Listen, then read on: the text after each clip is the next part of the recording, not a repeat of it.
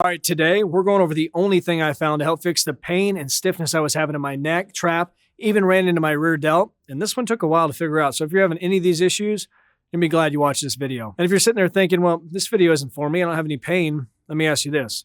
You ever been in the gym, look in the mirror and realize, holy shit, I'm lopsided and you got uneven shoulders? Or maybe after a long night's rest, you get up and you're convinced that your wife must beat you in your sleep because you're so bound up. Or maybe just a simple fact that your traps aren't growing the way that you think they should. This video will fix that. Let's get after it. So there's a couple reasons why this problem can develop. First one is obviously more people are working from home, which you know what that means.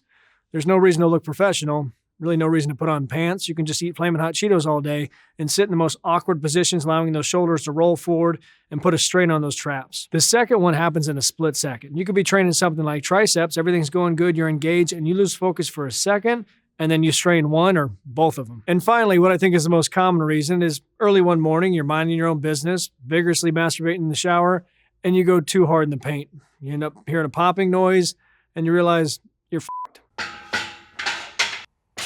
So about 4 months ago, I pulled the trifecta, made all three mistakes on a single day. And what started out as a little bit of pain in my trap slowly shifted into my neck where I was told I must have bulging disc, even though there was no evidence to it. So I started doing manual therapy and doing retractions, which helped but didn't solve the problem. Then it shifted into my rear delt to the point where I couldn't even lay flat on my back without my rear delt lighting up.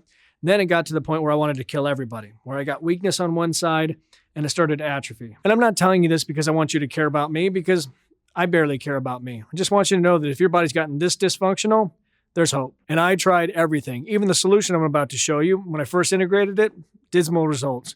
Wasn't until I was talking to my friend, who's also the only person I let work on me now because he does this crazy guided PEMF. And he asked me if I've ever done any barbell mobilization, which I said, yeah, basically a Supple Leopard now. This stuff works, but not to the extent where I see a dramatic improvement.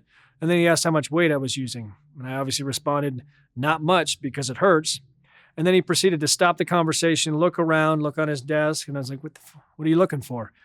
And he said, your balls. He's also an asshole, which challenged me to use significantly more weight. Also made me realize that the solutions I found were great, but I didn't factor in the more muscle you have, the more extreme you got to make it. For instance, when you're doing traditional barbell trap mobilization, you just plop that bad boy on top, stretch that neck in the opposite direction, drop that shoulder. You can even roll that bar up and down, or you can sit a little bit higher in that trap, hit those scalene muscles, or make it more active and get the arm involved. But the problem comes when you've been training for years and you got any sort of trap development. Your traps are going to look at that and laugh.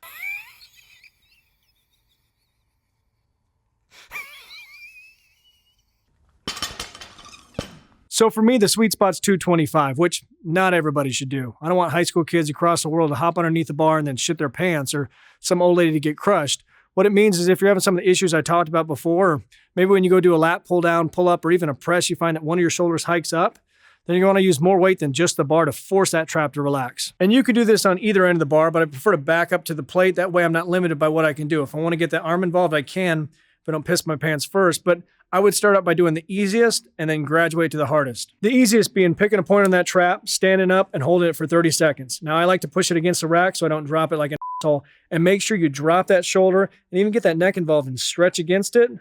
It's going to suck. And if you're a little more sadistic, you can start rolling that bad boy up and down. Makes a big difference. And the ultimate would be getting that arm involved. But if you enjoy that, you're damaged goods. And keep in mind, you don't have to be perfectly perpendicular to the bar. You can twist that body and find where it hurts the most and then go from there. So at the end of the day, if you're dealing with any sort of trap issues that end up creeping up into your neck and wreaking havoc on the rest of your body, I guarantee if you implement these, it's going to save your ass like it did mine. And if you're in Arizona and you want to try out my buddy, I'll leave a link to him below. It's the only thing I found that made a dramatic difference. I was instantly able to fire each muscle more efficiently, and I've tried everything. I remember trying dry needling, and I looked at the guy like, that was it? Try a dart. And if you haven't got a chance to check out the program, I'll leave a link below. It's 30 days, 20 videos, 20 workouts. It's $20. Pretty simple. And if you haven't got a chance, watch these two videos next, but most importantly, subscribe, hit that notification bell, and get after it, get growing. Talk to you soon.